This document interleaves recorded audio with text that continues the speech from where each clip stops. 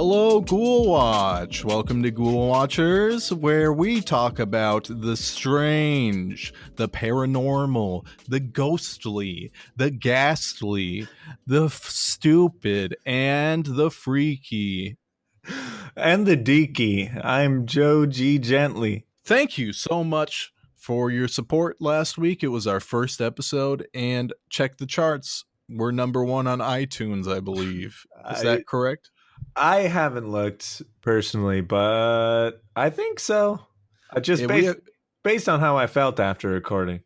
Yeah, I mean, it's got to be number one. I listened back to it and I said, this has the sweet affect of a podcast that's meant for the skies. Yeah, this reach for the stars. Woody. So this week, we're talking about relationships with the other realm, sexual, romantic, and even flirty. So this is something we both have massive amounts of experience in, no? Yeah, I wouldn't say massive for myself, but I know for you, definitely. My rule is never kiss and tell, but, you know, it's Ghoulwatch hours. You gotta tell.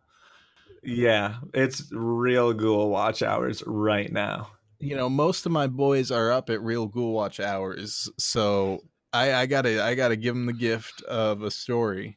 Yeah, lay it on us. So, and the most, I tell people this pretty often. The most attractive woman I ever dated, the most banging body. She was a beautiful babe. Beautiful babe. It was in fact a ghost. Have you heard of a little lady named Betsy Ross? Yes, I have. I think she knit the American flag. You know, as soon as you said that, I threw my hand to my forehead in a salute. Hey, I've been saluting since this started. I thought that was just protocol. You know, here at Ghoulwatch, we respect the troops. We honor them. But when I salute, when I hear Betsy Ross, I'm not just saluting the flag. I'm saluting that beautiful babe who knitted it because me and the ghost of Betsy Ross, I don't want to be too secretive here. We got it on. We did it. Oh, okay. Yeah. Nice. Yeah. So I was in the great city of Philadelphia. You might know it for its fucked up bell that's there. What about the cheese sticks? The Philly cheese sticks is what I know it from. The cheese sticks? It's the Philly cheese stick, right?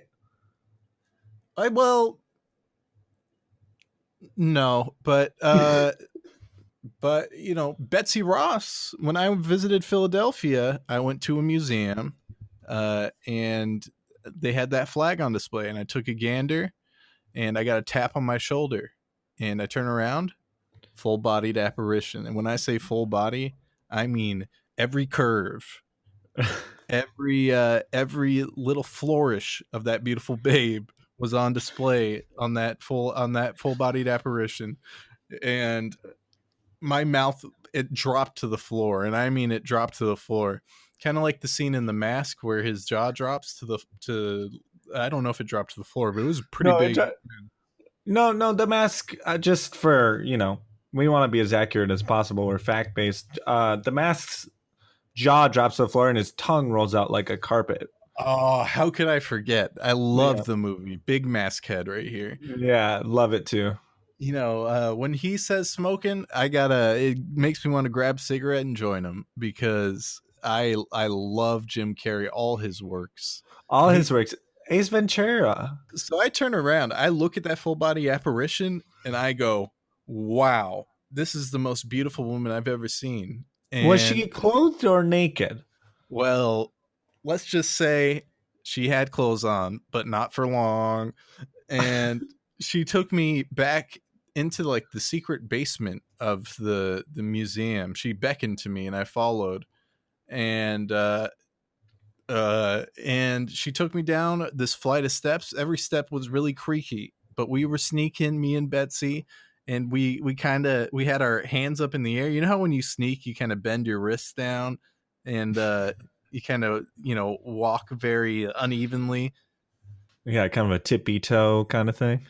We snuck down the stairs, and lo and behold, the real American flag is there. Not the replica they have stored up there. It's a replica, by the way, in that museum. Oh, that's some national treasure shit. That's the real one is downstairs in Betsy's little hideout, and it was laid across the floor. And let me tell you, what we did on this country's flag would get me kicked out, to tell you the truth. And I always look back on that moment and I said, boy, am I grateful for the spiritual realm, because woo, what a moment that was with that beautiful babe Betsy Ross. And if you look back at pictures of her in your Google images, oh boy, your jaw is gonna drop mask style to the floor. Yeah, I'm looking her up right now, and wish I had a beautiful babe like her in my life. Rockin' rockin' bod. I think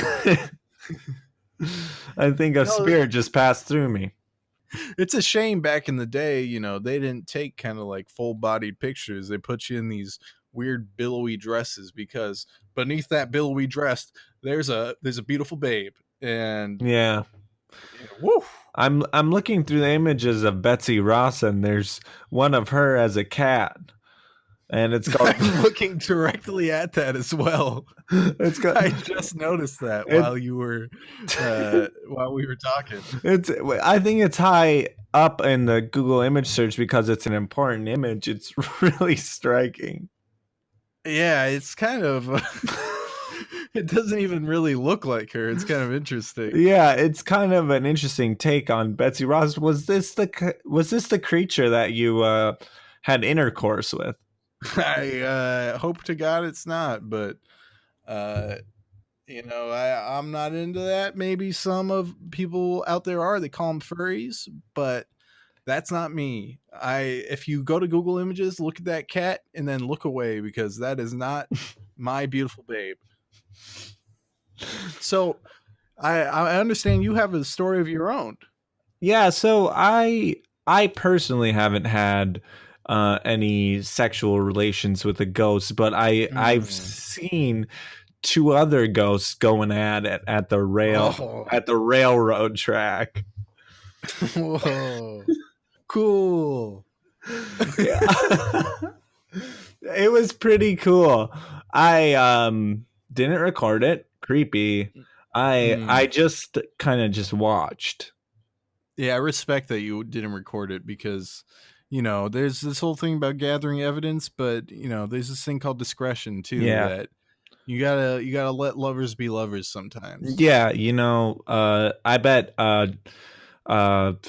chump like Zach Bagans would have pulled out his really expensive camera and turned on all of his lights and scared the ghosts away. But I was like, no, I'm going to let these two ghosts have their intimate moment, and I am going to stand here and watch defiantly. Zach Candy Ass Baggins, if you're listening, let the ghosts be ghosts. All right. Because, even though you're probably not getting any action, if you are, they're probably way uglier than Betsy Ross. Yeah, a little bit. Yeah.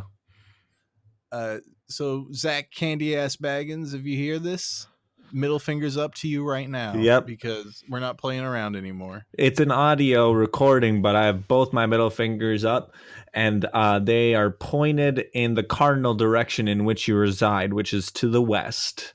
Okay. Yeah, I've kind of got my middle fingers in an X right now. Like to I don't know, to signify, like, double the, like, X, get out of here, you're X'd out. Or it's like a multiplication sign, like it's more than two. It's time. Wow. Yeah. I like that. Yeah. So Zach Bagans, he probably would have broke up those ghosts from having intercourse, but not me. Okay. And after sorry to be a little frank, after the male ejaculated, he vanished, and a little tear fell down. from my eye. Was it like a really beautiful, intimate moment, or was it more, raw and That's when it got a little scary, okay? Because the ghost, excuse my language, yeah? the ghost nutted and then went, oh! He went, oh! He went, oh! And then he was gone. Wow. Yeah, he disappeared shortly after he yelled. Disappeared as he yelled. Yeah, and I said, whoa.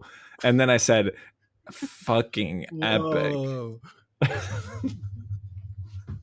Whoa. Cool. Yeah, so that was my ghost sexual experience. So I haven't, no luck with the ladies yet, but I've seen other ghosts get lucky with other ghosts, and I was happy for them, and I golf clap, Yeah. All right. I think that about sums it up what this episode is. So that about, that's a good preface for today's topic, I think. In next segment, we're going to be going into a story about a human getting it from ghosts in the spiritual realm. And let me tell you something. I don't like this woman very much. But you can make your own judgments. Did you pull out your little puppet when you said that? You did your little puppet voice. Yeah, I have a YouTube channel called Puppet Steven, and I review kids' toys, and sometimes that character kind of comes out when I don't mean for him to come out. That was a really inappropriate time because that's a kid's YouTube channel. Yeah, hopefully, I don't think any of the kids will listen to this Ghoulwatch podcast though, because I've kept it in the dark from all my kid fans. I play it for my son, so I'm going to respectfully tell you to back down. Well, okay. Loud and clear, sir. So, on to the next segment.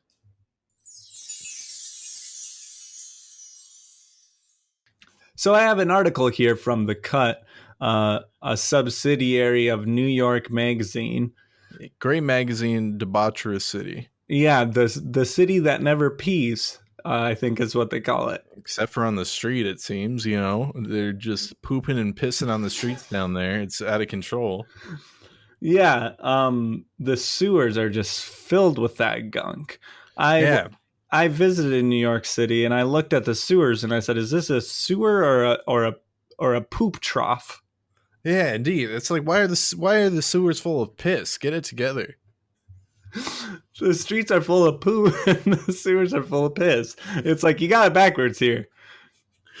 You put them both in the street. It's not that hard to understand. The sewers are for water. Am I correct?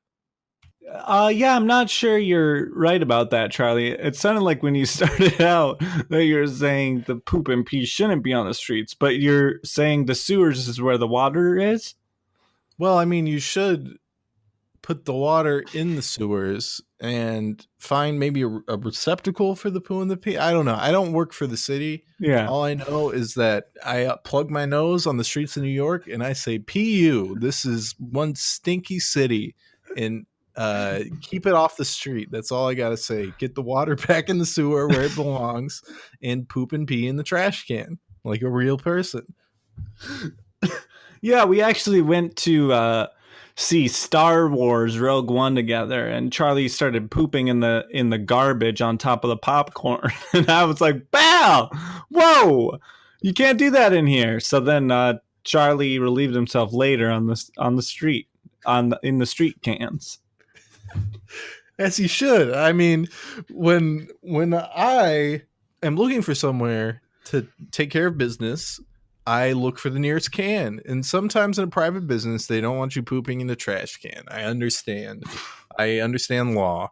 And I won't if they don't want me to. But once I get on the street, it's anybody's rules. It's like the Wild West of poo. A battle royale of sorts. So yes. The Cut is a subsidiary of New York Magazine, and great magazine, and Trash City, clean up the poo poo. And the article's lead is The British woman who had sex with 20 ghosts is getting married, Mm. in parentheses, to a ghost. Now, Charlie, what do you know about, marriage laws and rights in regards to marrying a spirit? Well, I understand that it can be done, but you have to have the ghost manifest with a physical sort of form to get the ring on the finger. Otherwise, it's just a marriage. It's just the idea of a marriage. For it to be legally recognized, you got to slip the ring on the ghost finger, and it's difficult. Yeah, so the ring kind of acts as like an activator for the marriage, right? Kind of like a like, oh, we're married now. It's like a one of those mushrooms in that Mario game where the Italian man jumps. Yeah, I've never heard of that one, but I'll take your word for it. Okay, so here's how the article starts. After taking more than 20 spectral lovers, a British woman has decided to settle down and marry a sexy nameless ghost who popped the big question during a trip celebrating their 9-month long relationship. Okay, I'm not a marriage counseling expert. I'm not here to tell you who to get married to, but if you're gonna marry somebody, if you're gonna marry something, at least get the name.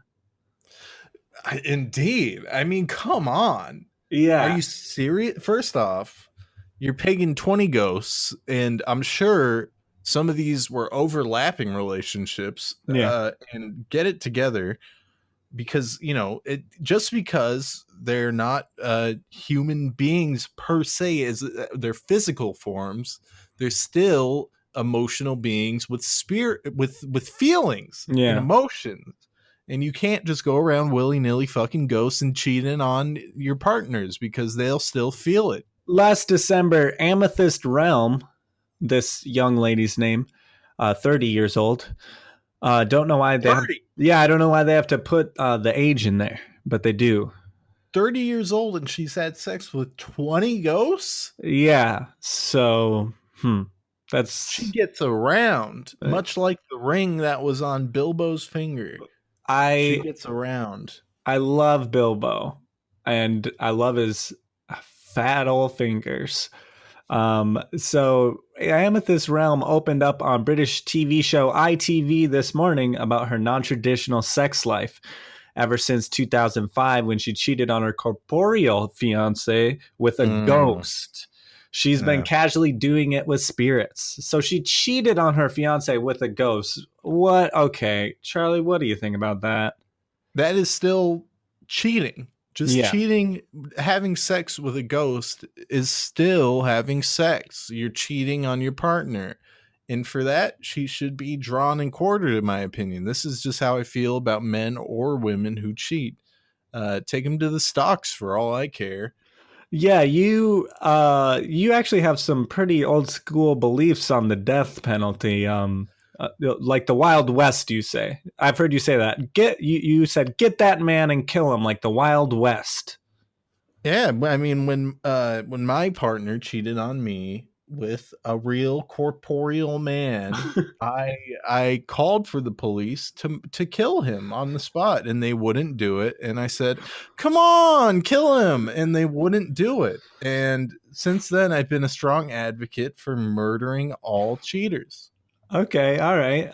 That's a strong stance. I'm not going to go on the record and agree with it, but yeah, I hear you, buddy.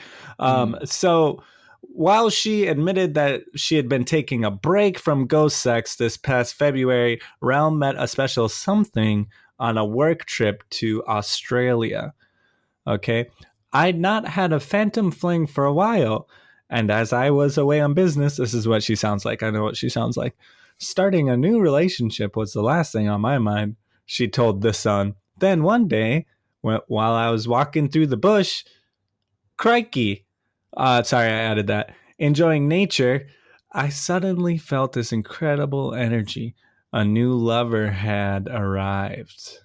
Okay. That So was good delivery. thank you. I actually was pacing back and forth reading this in my room. I can't tell you how much it means that you said that. A lot of people don't know this about you, Joe. You have a past acting. Yeah, I was in the Broadway show Cats. I wasn't actually on stage, but I went there, and I got very close to the cast and crew, and I recited the lines. I'm a cat. I'm a cat. I'm a cat. I think that's. I didn't read the script, but it was an audition of sorts. Well, my favorite work of yours was when you played the child stand-in on To Catch a Predator. Oh You know, right, yeah. I the was fake kid that gets him to come into the house. Yeah, I was the 14-year-old Timmy, and I would help the staff come up with what a 14-year-old would say. They said I was perfect because they told me I had the IQ of a 14-year-old, which I took as a compliment because hey, it got me the job, you know. Yeah, I mean, whatever it takes to land the big job, the big gig. The big gig in the sky is what I called it, To Catch a Predator. You were the first fake child to get all the pedophiles to come in too. That's something you hold in high esteem. Yeah, they had a little ranking board of all the fake children, and I quickly rose in the ranks to number one. Wow. Yeah. I'm laughing because it was just funny watching my competition get decimated as I rose up to the top. It was like shooting fish in a barrel, honestly. I was very, very good at attracting predators. You were probably the best pedophile bait that show has ever seen. Looking back, you're pretty prolific.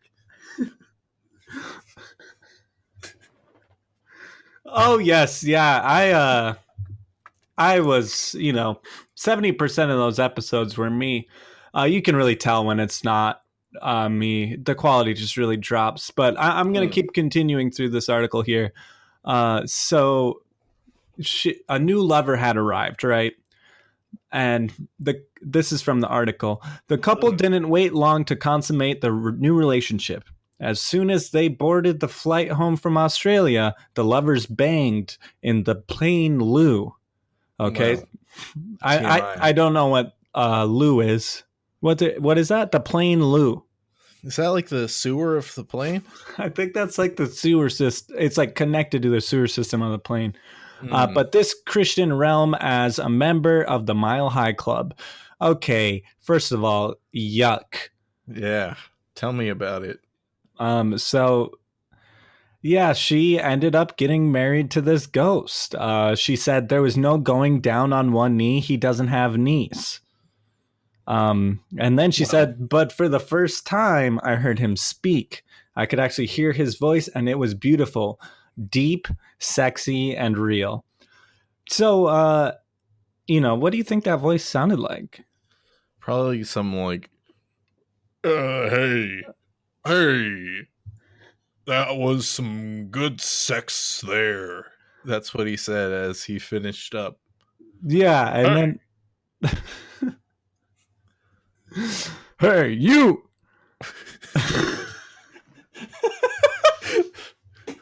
Hey,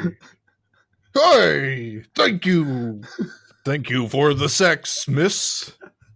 Something like that. Yeah, he probably like tipped his little ghost hat and went on his merry way. Yeah, he walked right off the plane. Yep. So I think that this is a good lesson of how to find love, whether it's with a corporeal person or not. Love is out there and you can find it. Indeed. With her, she found a lot of loves, and hopefully soon enough she'll find her way into a small grave plot under the darkness of like an oak tree or something. I'm not a big fan of hers, to say the least. Wow. She is a cheater, and I do not respect her. Yeah. And what's her name again? Amethyst Melm? Something like that? Yeah. It was actually Amethyst Realm. All right. Mammary Melm. She can go fuck off for all I care.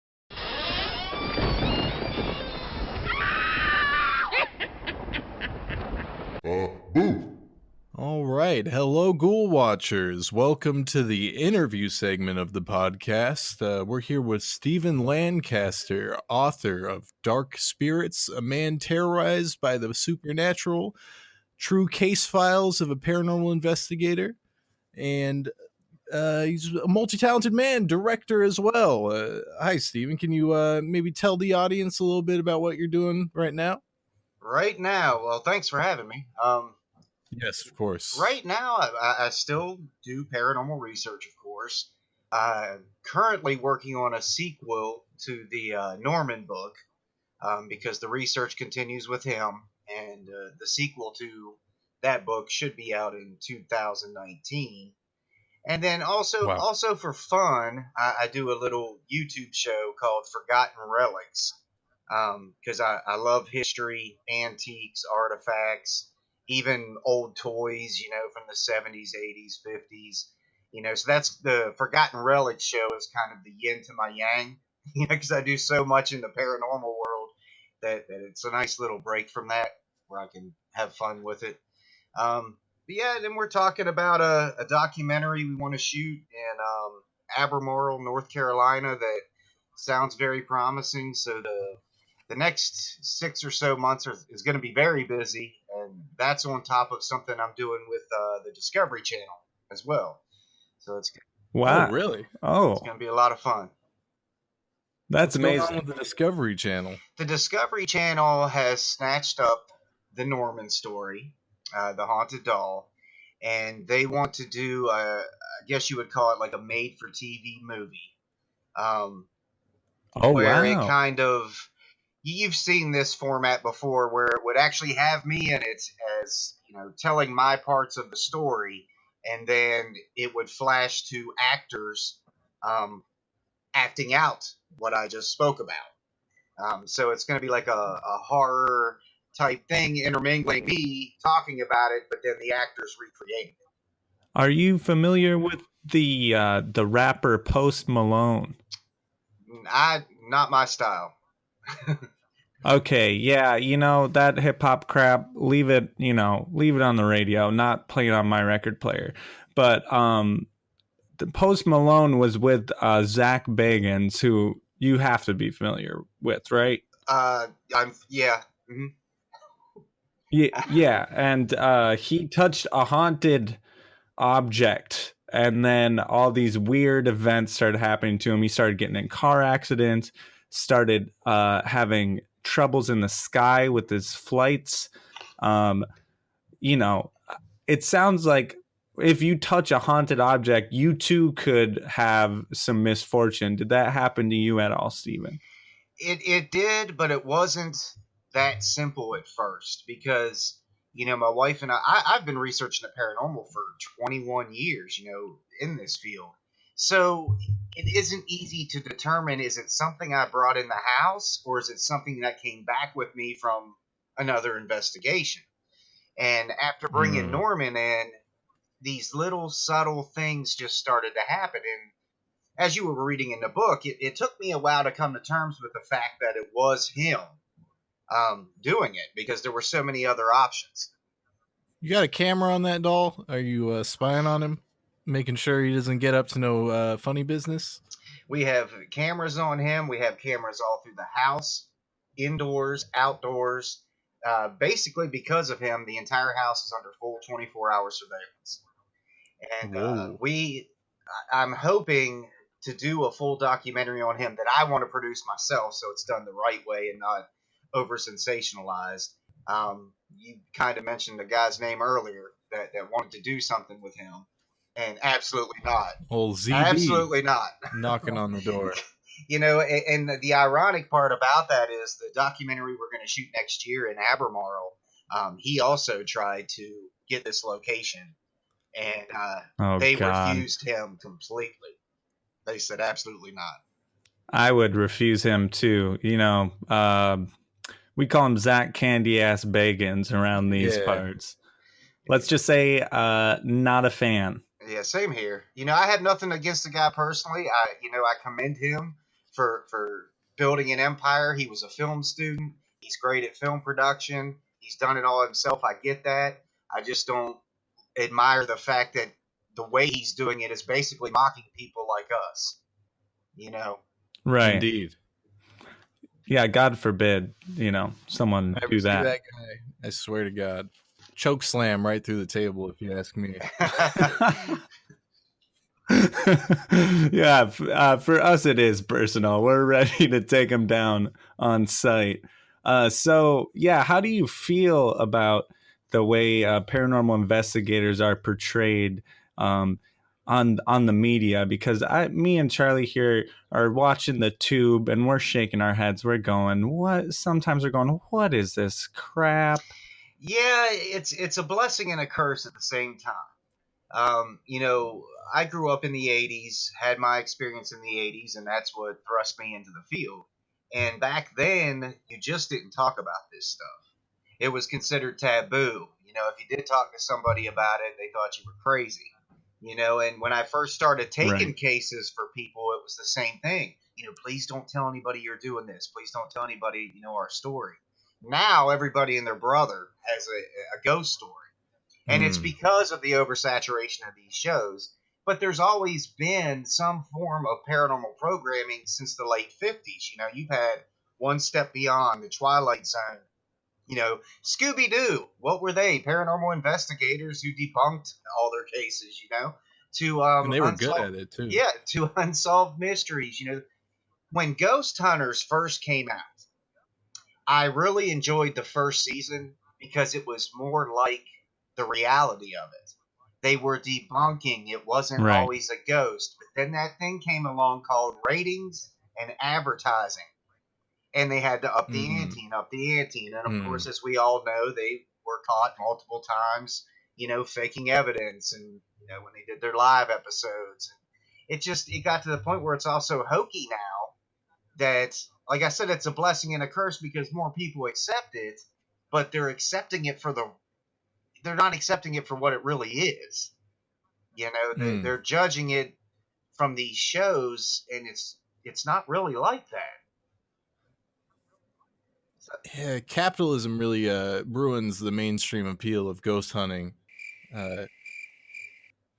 Yeah, so I was wondering,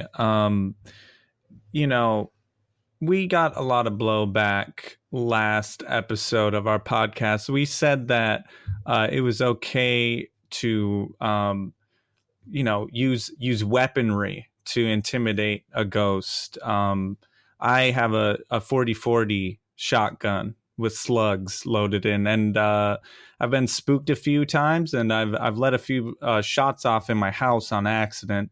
You know, is it possible to, scare a ghost with a firearm? I don't know. I'm pro firearm. I have nothing wrong with Same. what you just said. Um, Yeah, and the authorities got involved with my situation, and how am I supposed to explain? I was trying to shoot and kill a ghost. Yeah, they'll laugh you right out of there. They'll laugh you right out of the precinct, and so I just wanted to clear that up because we've been getting a lot of mail about that, saying don't shoot don't shoot your weapon in the house. And I'm like, hey pal, like, have you read the amendments? well, that, and to answer your original question, which I somehow forgot about, would it scare a ghost? I guess that all depends because we have to remember the human that once was.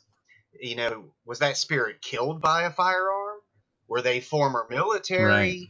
Do they have fear of guns in their former life? And so maybe it would. Maybe it would scare them away. It just depends. It's a case by case basis. But, not all law enforcement looks at the way you're saying it like that, because with Norman, we had these phantom calls coming out of our house calling 911. And this happened multiple Whoa. times. And authorities would show up. We're like, we didn't make those calls. We were making those calls. And finally, I talked to the sheriff about it. He had already known about me. It's a small town, and he really didn't make fun of anything. He said that he would tell me stories of seeing things that he had his own supernatural experiences. So I guess in a way he related. Right. He didn't mock it. I have to. Norman was a Oh, sorry about snitch. this. I have to take a quick ad break here. Like and enjoy Camel cigarettes. Introducing Camel's condoms. Do you like Joe Camel? Well, now you can lay it down like Joe with this new product. Be sure to check your local gas station for Camel's condoms. Thank you very much. Thank you for sponsoring this episode. How do you feel about, I don't know, mainstream sort of creative projects regarding like ghosts, like maybe like Ghostbusters or the modern horror movie, like Paranormal Activity. Well, I'm a huge horror fan. I would love to work on a horror film. Um, I think there's a separation of the two. I love the original Ghostbusters films. I didn't care for the new one, and not for the reasons most people would think. It had nothing to do with it being women. I just thought, if you're going to do 4 female Ghostbusters, why not just do your own thing? Start your own franchise.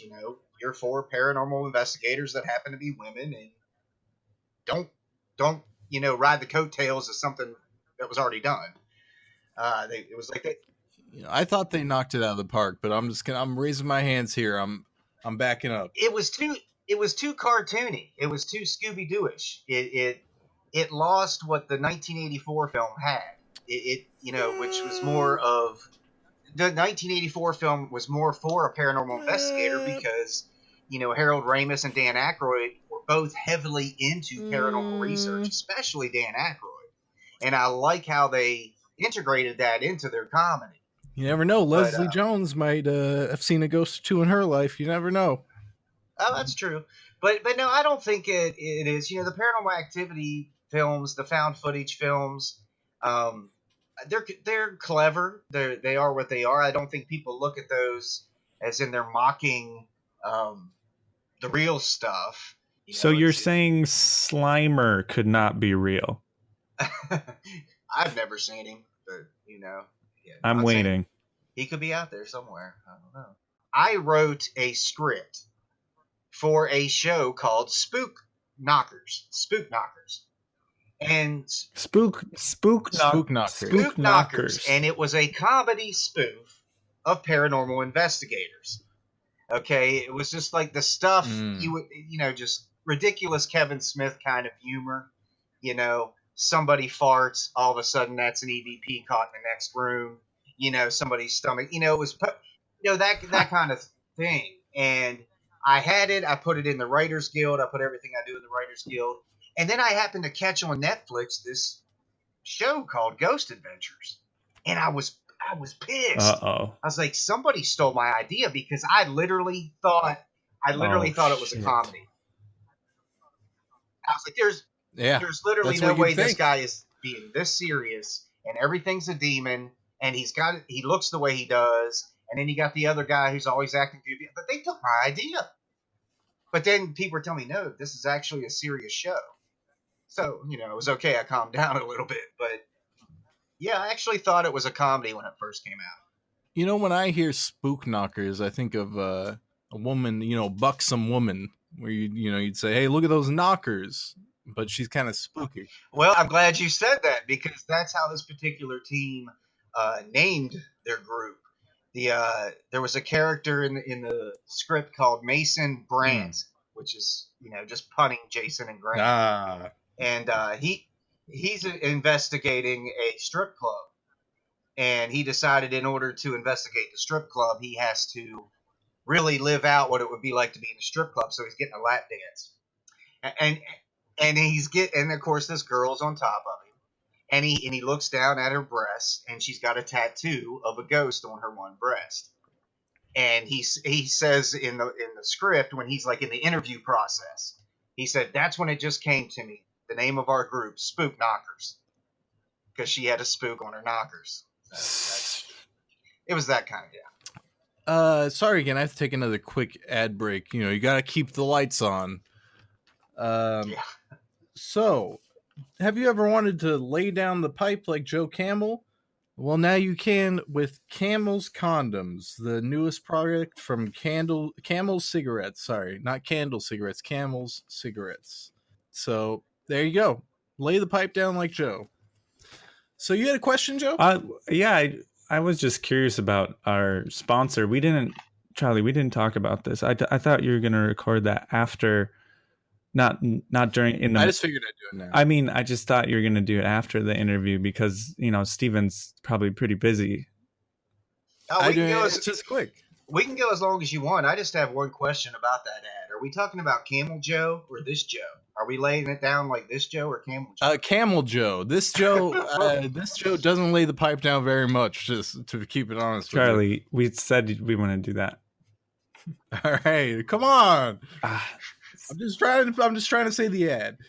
Okay, well, let's move on. I'm sorry, Steven. You're fine. Okay. Yeah, I have a laugh a minute, and at your YouTube channel, Label 13. I love it. I spend just hours watching your vids. They are great. I just wanted to say that.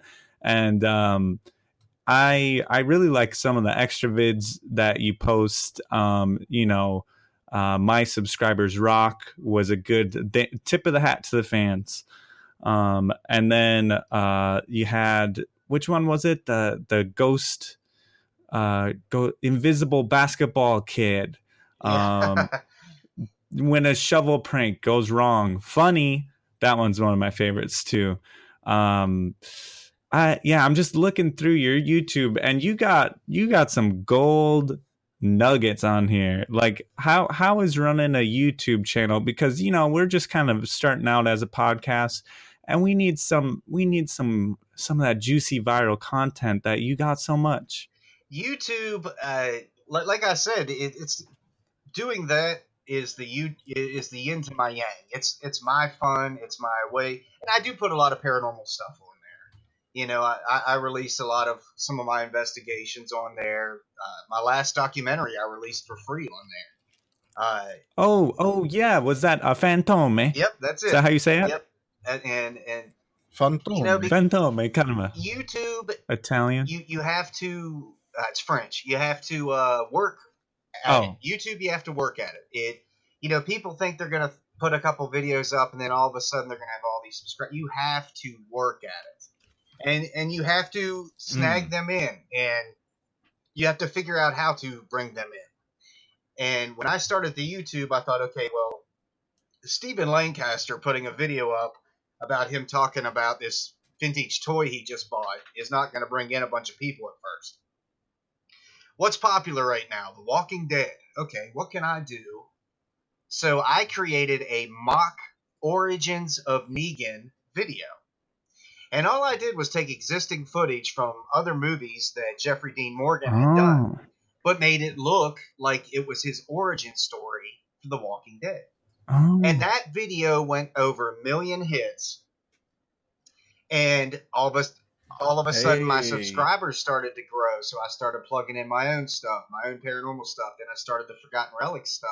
And all of a sudden, I've got 30,000 subscribers. And, when we talked earlier about the weekend warriors and I respect them, they got to work their normal jobs and everything. Well, for me, I've always been about self-finance, and the books do that. The documentaries do that. Mm-hmm. And YouTube does that. When you build up your channel, and it does take time, you do the ad revenue and you get a cut of that, so it's kind of nickels and dimes coming from everywhere. But it's kind of weird because my YouTube channel, it's like it has a mixture of a fan base. It has the people that likes the funny stuff I do on Forgotten Relics and showing that stuff, but then it has the paranormal people who like seeing the stuff with Norman and other investigations I've done, and it's just a weird mix. And I come to your channel for the variety. There's just looking at your page here, there's so many different things in addition to the paranormal stuff, which me and Charlie love. This just shows you how wide the umbrella is. How does alcohol work? Interesting. Fat guy on a little horse. Funny. Barack Hitler Obama at his finest. You know, you get a little political conversation in there too. So every part of your fan base is kind of satisfied, right? Right, exactly. It's like running a network. That's how you got to look at a YouTube page. Yeah, that's really cool. I understand, you know, kids can be influenced pretty easily. Like I haven't seen this video. You have a video here called One Must Fart. And you know, I don't want my son farting around stinking up my nice leather couch. You know what I'm saying? Right. You, Yeah, cuz you know, he could see that one must fart. Oh, and then think, "Oh, let me go fart on dad's pillow. I got pink eye." That develops into a worse eye condition. well, see, and I do a lot. The Neighbors for Neighbors charity organization. I volunteer for probably 40 hours a week, and God bless you. they sponsor a lot God of my bless. content. They actually sponsor Forgotten Relics, and if you watch a Forgotten Relics episode, at the end of every episode, you'll see the Neighbors for Neighbors logo, and that it's sponsored by that. And I think the video I have the most hits on, I think it's over 10 million hits, was this homeless guy in a McDonald's um, that was getting kicked out because he was homeless. Oh, bullshit. And a friend of mine happened to be there and filmed it with his cell phone. They called the police on this homeless guy. This woman, I mean, she's literally saying, "I am the law." I mean, totally abusing her power. This is all in the video. And for me, that's the stuff, that's my, reach out to the community. Look at what's happening out here. This is a poor homeless man that this guy bought food for so he could eat. And he's being thrown out because he's homeless. And he's like, "Look, you get more hits than I do." He said, "Put this on your YouTube page." And bam, man, 10 million some hits. It's been the talk of the town. This manager's been fired from that location. That policewoman, she was reprimanded. And it was all just putting that out because I think it's so wrong to treat another human being like that. Right. Thank you for getting that manager fired. God. I think, problems like that, it's like the great Martin Luther King. All you gotta do is shine a light on it, and then things kind of work themselves out, in the public eye. So completely commend you for that one. We, Joe and I, as investigators, we kind of use our strong Christian faith as a baseline to approaching all investigations. Do you use a faith-based sort of approach? I do not. I grew up in a very strict military home where it was yes, sir, yes, ma'am to my mother and my father. I attended Calvary Christian Academy. I have 4 uncles that are Baptist preachers. So I'm definitely not ignorant to religion. I've studied just about every religion there is. I consider myself agnostic. I know there is a spiritual realm because I've seen it. I've experienced it. I've felt it. But in my opinion, and I mean this is no insult to what anybody believes or what anybody has faith in, if you go into an investigation using religion, you've already passed judgment. Science hasn't proven religion, and it's almost like you're trying to use something that hasn't been proven to prove something that hasn't been proven. If you see what I'm saying, but the people on my team have their own beliefs. I have the Catholic, I have the Baptist, and I allow them to do whatever it is they want to do because to me, I do my thing, they do theirs. If it works, it works. I had a case in Spring Lake, North Carolina. One of the investigators felt they wanted to put salt around the whole house to do whatever it is it was going to do. I didn't stop them. It wasn't going to hurt anything. Go ahead and do it. But for me, I go in with my own 2 eyes. I go in scientifically based. I never scream the word demon. I've never used the word demon. How about ghoul? No, because I'm a very humanistic person, and that's who I'm talking to. I'm talking to a person, a human that once was, Ghoul. And we've been calling them ghouls. Should we stop that? I mean, it wouldn't insult me if I was dead. I mean, but who knows? Whenever I have any sign of like another presence, I go, "Stop, ghoul!" Yeah, and Charlie's had some problems where he's I don't want to say anger management, but he kicks some chairs over, and I'm like, "Hey, pal, you're spooking every presence in here." That's kind of what I say. Well, and you have a responsibility because you're dealing with people's lives, you're dealing with people's feelings. When you interview your clients and they're saying it's their daughter, she died in this car accident, they believe their daughter's there. That's hard to hear. And sometimes I tear up. I wear my heart on my sleeve in these cases. And Yeah. when you've got people like Zachy out there where everything's a demon, Fuck that guy. it's like sorry. it's your responsibility to give these people what you truly believe is the truth. And I always word it like this, the demon label is used way too much, and you just scared that family to death. Yeah. Okay. But this is how I look at it. If you're a rapist, a child molester, if you were a murderer, a serial killer in real life, 10 to 1 in the afterlife, you're going to be just as bad, if not worse, because you have attributes we don't. And I think those evil entities are often labeled demons Ghouls. way too much when they were just evil people to begin with. I have yet to see some horned winged creature come flying out of a closet. That would be cool though. Oh, it'd be very cool. I would have that. I would shoot. Yeah, I would have. That's where my gun would come in handy. Yeah, I'm blowing 2 holes straight in that demon. I don't care what realm it comes from, right? Yeah, indeed. Absolutely. Okay. Sometimes I feel like I'm the crazy one. The cops are pretty mad at me, but I keep the weaponry around. Absolutely, you got to nowadays. Yeah, for sure. It's crazy out in these streets. Completely understandable. What do you think the most expensive ghost is? The most expensive ghost? I'm not sure I understand that question. Oh, I mean, just if you were to kind of bottle a ghost up and sell it, what do you think the most expensive one would be? This is the kind of question I ask everyone, just to, it's kind of like a Rorschach test. Oh, I don't know. I guess that would depend on the person. I'm sure a lot of people would pay for Marilyn Monroe. That's coming from a guy's standpoint.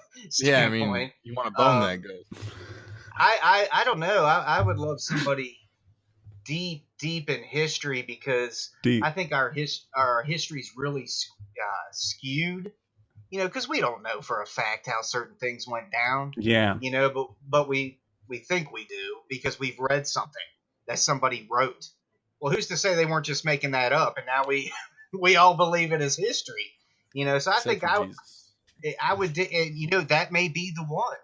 I do believe the man Jesus Christ existed. I do believe he did. Yeah. Maybe he would be the one to have bottled up. Hey, man, can you clarify this for me? You know what I'm saying? Maybe he'd be like the one like Neo. I love the Matrix films. Oh yeah, they're great. But for me, I think I would want William H. Bonney, Billy the Kid. Billy the Kid. Yikes. I love Billy the Kid. I have studied him since I was a kid. I would love to sit down and have a conversation with him. We met a guy who said that he was raised by a spirit named Mr. Bobo, and Mr. Bobo would give him recipes. This was the psychic we talked to last week, 2 weeks ago. Would you believe that if someone told you that they were kind of mentored by a black man named Mr. Bobo? I would believe that they believed it. He seemed very sincere in that belief. I would have to talk with him. My background's in psychology, my degree's in psychology, and that's the very first thing I do when I interview clients. It's a series of questions. What prescription drugs are you on? Is there alcoholism in the family? Is there mental illness? Stuff like that. Oh, I heard about this. I was listening to a podcast with you on it, and you said that you asked for full permission to go through their medicine cabinets. That is correct. Yes. Because that affects your brain, Of course. And when you're in a house and you open their fridge and the majority of the fridge is Coors Light, you're going to start to question certain things. You know what I mean? Right. We got a drunkard. And that's, I mean, I drink, but I'm Mm. not saying just because they have beer in their fridge that they're making it up. I do believe that there are many people who have an experience, but they don't understand exactly what it was, and they truly do believe it was something spiritual. What do you think about kind of breaking the rules to kind of figure out more about a case? I'm not afraid to trespass a little on maybe some some private property that people don't want me there. Yeah. Uh, how do you feel about that? Maybe breaking the law a little bit to do a little investigation. I can't say I've ever broken the law. Um, Maybe been a little unethical at times, maybe, or immoral. Mm. I don't know. I have over the past 30 years, I've acquired some military intel. Let me put it to you that way. And there Ooh. is Oh, sometimes I contact them. I don't know if that's illegal. It's probably illegal on their part, to tell me the things that they tell me. Um, and one case Mm. comes to mind.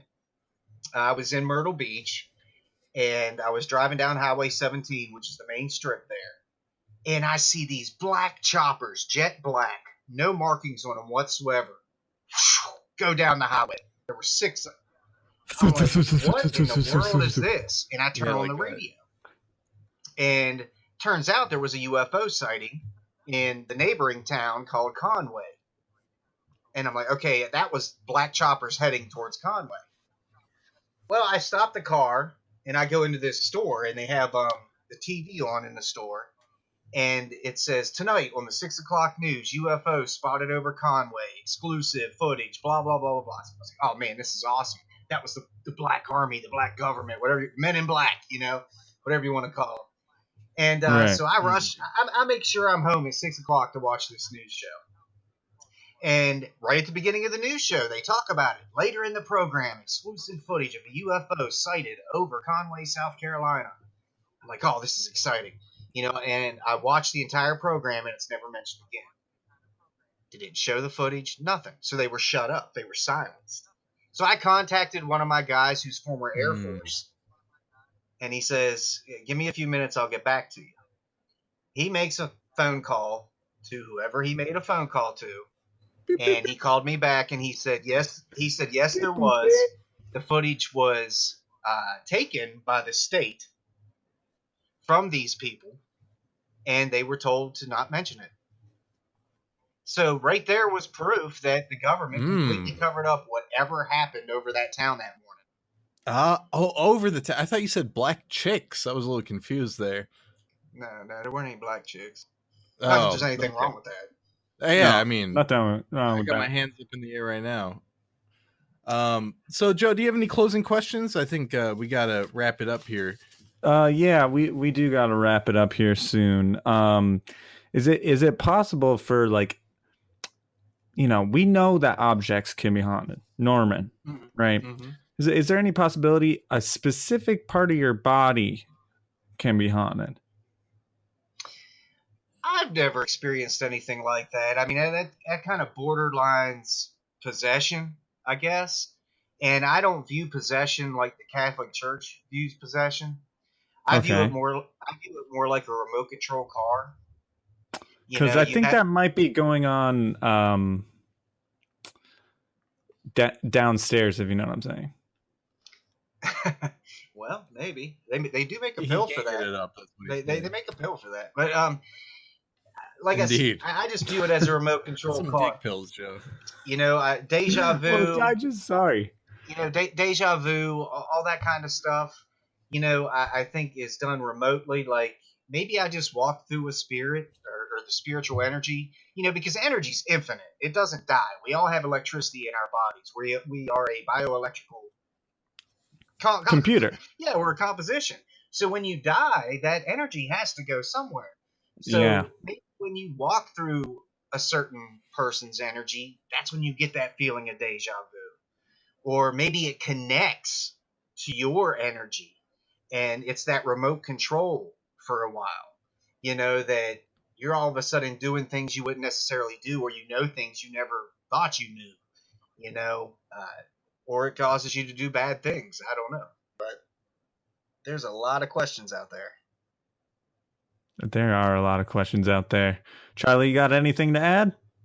No, I think we're good. This was a fantastic conversation. I'm sorry, I had a few too many drinks if I was saying anything crazy there. But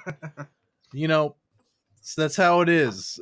Thank you for joining us, Stephen. This was fantastic. I hope we can have you back soon. It was a lot of fun. It was so much fun. It was a lot of fun. It was a breath of fresh air. Like I said, a lot of. I greatly appreciate all the shows I do, but I really like the laid back setting you guys have here. Yeah, we don't give a shit over here. I think this is what you're getting at. So let's go on to our voicemail segment. We don't have too much time to spare, but I think we can do a few. Yeah, let's listen to a couple. All right, here's the first one, and I didn't screen this, don't know who it's from, but let's hope for the best. Yeah, romantic experiences with a ghost.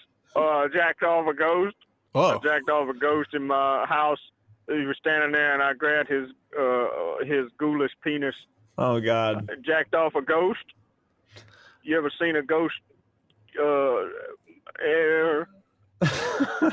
Well, I don't know if he was done with his story there, but this man jacked off a ghost. Well, yeah, he was very clear about that. And, he sounded a little panicked and it was a little urgent. I'm a little worried he had just had this ghostly encounter. It sounded like it was a very fresh experience in his mind. And, the lack of a sign off there kind of worries me too, Yeah, he just kind of trailed off. I hope he's all right. Do you think he was jacking off the ghost as he called? It's the past tense is what made me think, okay, he did this before, but the very urgent message made it sound like he could be jacking off a ghost too. It could go either way. If you're out there, sir, call us back and let us know that you're okay, because it sounds like it perfectly, if it's a consensual activity and you were good, happy with it, all the power to you to jerk off as many ghosts as you want. Yeah, please do. But if you're in trouble, please let us know and we can help you. Yeah. All right, let's get to the next message. Don't know who this is again, but let's give it a shot. Reverse cowgirl with an apparition in my double wide. How's that for romantic encounter? Reverse cowgirl. Sounds apparition angry. I think this is the same guy. I think her name was Darlene.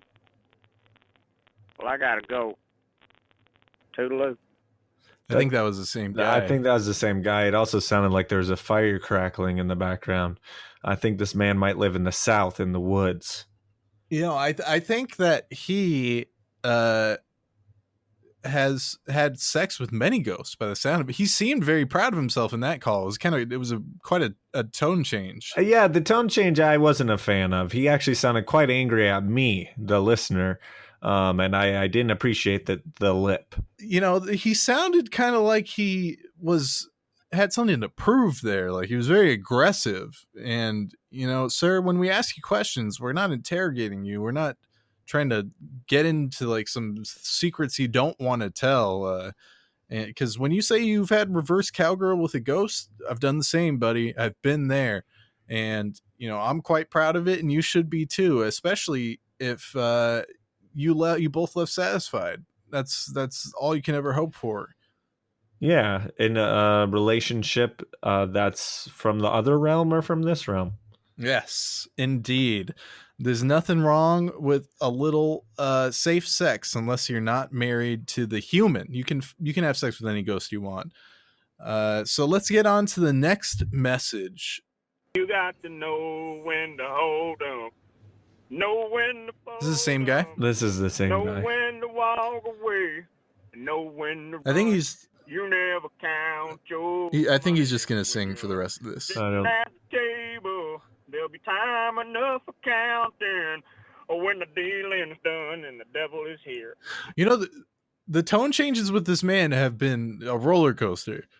Yeah, he went from worried to angry to singing. Excuse me, sir. This is not the Ghoulwatch karaoke line. You know, Yeah. your last two calls, even though they were kind of strange in their tone, that they were completely, adequate. You don't need to call and sing. Yeah. And there are places to go if you want to get the notes out of your body. How about karaoke? Yeah. Please go to karaoke because this ain't it, pal. And also, you were a little flat at parts. I'm not a critic, but I'm just gonna say you missed a few notes.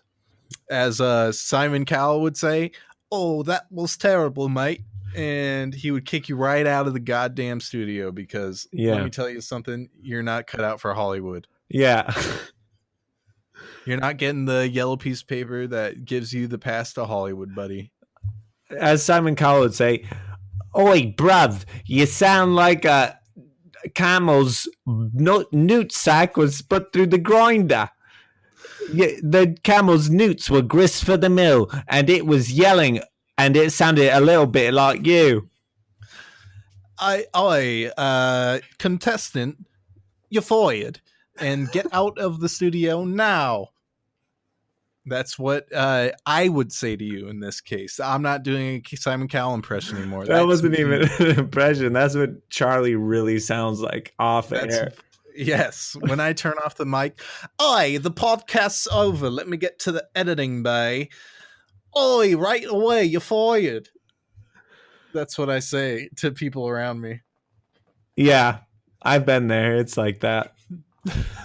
So if you're gonna sing a call, at least hit the notes. Yeah, motherfucker. Yeah, bitch. Now this is the end of Ghoulwatch for this week. I hope you had a good time. You know, thank you so much to Stephen Lancaster. The fact that we could nail him down for an episode of this is great. Go buy his books. He's got 3 of them, I believe. Go watch Fantome on YouTube, because let me tell you, that shit had me on the edge of my seat. I was shaken with fright and delight at both at once. Yeah, I had a little poop come out. You told me that it scared the pants off of you, and then you also pooped yourself, so you shit into your chair. I shit onto my chair, not into my chair. Well, I thought it happened with such velocity that it went in. No, it didn't pierce the pleather. Okay, it was just a little bit. Okay. I told you it was just a little nugget. I'm sorry for divulging this, by the way. And now everyone knows. Haha, let's laugh at Joe. Pooped on his chair watching Fantome. Let's laugh at Joe. Nobody mentioned this, okay? I'm sorry. Sorry, Joe. Okay. It's okay. The topic for next week, if you want to call in and leave us a message, is advanced tools and techniques. Now, all you non-ghost hunters out there, all you amateurs, might want to shut your trap for this one, because the professionals are talking. We're going to be talking about techniques and tools that the upperclassmen of this ghost hunting industry may be a little too stuck in their ways to explore. And let me tell you something. If you have any techniques that we might be interested in, call 888-389-4666. And let me tell you, if we get no calls this week, completely acceptable. I'd rather only the best advice be offered. See you next week. And you can bring the kids back in for next week. That 100%. Yeah, next week, kids-friendly pod. Turn it on. Have your 3-year-old listen. It'll make them smarter, like he's listening to Mozart. All right. See you next week.